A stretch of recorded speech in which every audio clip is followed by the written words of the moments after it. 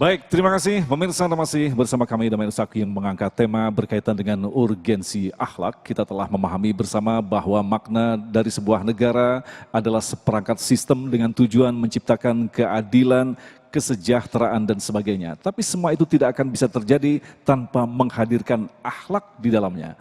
Habib Ahmad akan menjelaskan kepada kita. Silakan Habib. Bismillahirrahmanirrahim.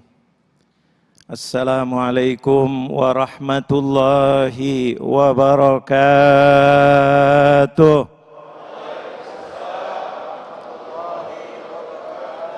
Alhamdulillah. Alhamdulillahi rabbil alamin. Wabihi nasta'in ala umurid dunya waddin. Wassalatu wassalamu ala ashrafil mursalin. Sayyidina wa maulana Muhammad. الفاتح لما أغلق والخاتم لما سبق ناصر الحق بالحق والهادي إلى صراطك المستقيم وعلى آله وصحبه حق قدره ومقداره العظيم. Amma ba'du, yang kita sama-sama muliakan guru kita Habib Ali bin Hussein bin Syekh Abu Bakar yang mudah-mudahan dimuliakan oleh Allah Subhanahu wa taala, Ustaz Agung dan jamaah hadirin masjid dan hadirat Masjid Baitul Haq yang mudah-mudahan dimuliakan oleh Allah Subhanahu wa taala. Wabil khusus jamaah pemirsa Damai Indonesiaku TV One dimanapun Anda berada. Alhamdulillah, mudah-mudahan antum semua yang di rumah yang menyaksikan ini dan yang hadir di sini semuanya dimuliakan oleh Allah Subhanahu wa taala. Karena hari ini luar biasa, tema kita tentang akhlak. Inilah kehidupan manusia. Manusia bedanya dengan hewan. Dengan hewan, itu ahlu mantik mengatakan al-insan, bedanya manusia dengan hewan itu apa? Adalah natik, yang berfikir. Berfikir. Hayawanun natik. Manusia ini adalah seperti hewan, sama. Cuma bedanya manusia itu berfikir. Untuk meletakkan sesuatu mana yang lebih baik, mana yang lebih pas, mana yang lebih mulia. Nah, itu yang disebut dalam agama namanya akhlak. Dalam kehidupan kita namanya moral. Ini moral, dulu kita pernah belajar zaman dahulu, yaitu tentang masalah PMP, pendidikan moral Pancasila. Moral kita sebagai suami, bagaimana moralnya sebagai suami.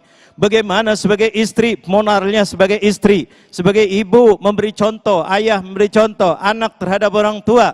Begitu juga dalam bernegara. Bernegara itu harus ada moral. Moral itu adalah dalam agama itu akhlak. Makanya kita dalam kehidupan kita tadi sudah dikatakan urgensi bernegara dan berbangsa itu dengan moral. Karena untuk membedakan antara hewan dengan manusia. Makanya kalau tidak ada akhlak, anggap dirinya seperti hewan. Hewan nggak kenal yang namanya keadilan. Siapa cepat dia dapat. Siapa kuat dia memimpin.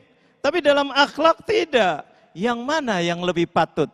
Yang punya ilmu, kata Rasulullah, idza wussidal amru ila ghairi ahlihi fantadhiris sa'ah. Kalau sesuatu diletakkan kepada seseorang yang bukan ahlinya, maka tunggu kehancuran. Kenapa? Seperti hewan. Hewan nggak ada yang namanya hebat. Hewan itu hancur, satu makan yang lainnya. Semuanya adalah kepentingan. Makanya di dalam Islam itu luar biasa.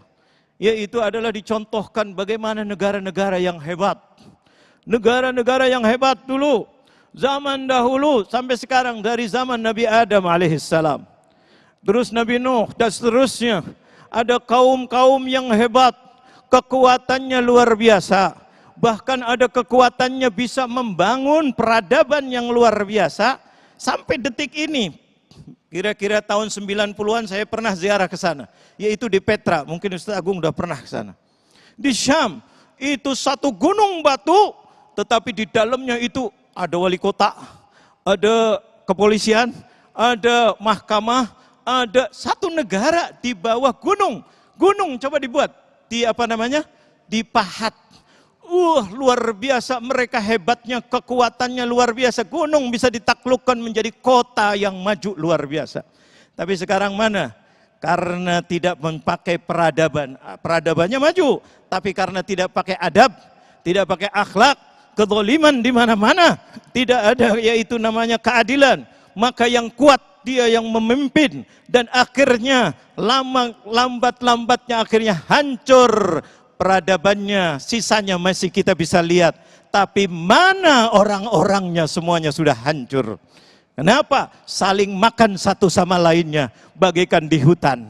Siapa yang kuat, dia yang menang. Ini subhanallah sampai sekarang dilestarikan oleh Allah Jalla Jalaluh. Yang pergi ke Petra. Tidak jauh dalam Al-Quran dikatakan, wa Fir'aun sampai detik ini, subhanallah. Kita mungkin yang banyak, itu salah satu keajaiban dunia. Ada namanya piramid, itu dulu saya masuk itu ya Allah nyesel sampai sekarang. Kenapa? Kita harus tunduk terus, karena kuburannya Fir'aun di bawah. Kita tidak bisa berdiri, nunduk, karena hebatnya dia luar biasa. Jadi siapa yang mau ke dia harus nunduk, walaupun sudah mati menyembahnya. Allah menunduk kepada dia, terus. Dan bangunannya luar biasa. Setiap hari dapat matahari dari manapun.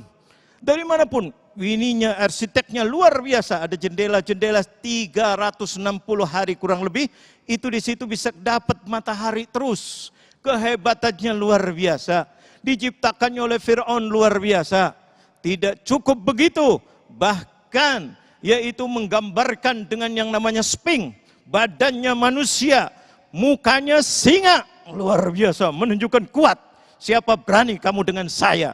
Tapi akhirnya Fir'aun dengan kehebatannya, dengan tentaranya, dengan kapal-kapalnya, dengan kekuatannya yang luar biasa. Tentaranya tidak ada yang lebih kuat daripada Fir'aun. Sampai Bani Israel paling takut itu adalah kepada Fir'aun. Sampai detik ini, karena sudah dipraktekkan kekejamannya Fir'aun terhadap Bani Israel. Bayi lahir lelaki langsung dibunuh. Karena apa? Takut untuk menghabisi kejayaannya, kehebatannya. Tapi di situ ada Allah Jalla Jalaluh. Allah yang maha luar biasa ditunjukkan dalam Al-Quran. Kalian tidak bersyukur kepada Allah. Kalian tidak mau ini, suruh membangun kepada Perdana Menterinya. Ya Haman ibli sarhan la'alli attali'a ila ilahi Musa wa Harun. Katanya ya Haman, wahai Perdana Menteriku, wahai iniku, bangun untuk kebangunan yang tinggi. Aku mau melihat Tuhanmu. Sombong. Akhirnya Fir'aun tumpah dan hancur dan mati. Dan badannya dikekalkan oleh Allah sampai detik ini di museum di Mesir. Namanya Museum Fir'aun. Mudah-mudahan ini bermanfaat untuk kita. Masya Allah, pemirsa yang dirahmati Allah, bangsa-bangsa besar yang pada akhirnya hancur luluh lantak. Padahal awalnya dibangun dengan totalitas intelektual manusia, ditambah dengan segala kesombongan, akhirnya hancur gara-gara tidak menghadirkan akhlak di dalamnya. Padahal sudah sangat jelas, dinullah Islam, tuntunan yang amat sangat jelas, telah memberikan rambu-rambu yang amat sangat jelas dan clear. Bagaimanakah sesungguhnya kita bisa hidup berbangsa dan bernegara dengan menghadirkan akhlak di dalamnya. Selepas pesan-pesan berikut, damai Indonesiaku.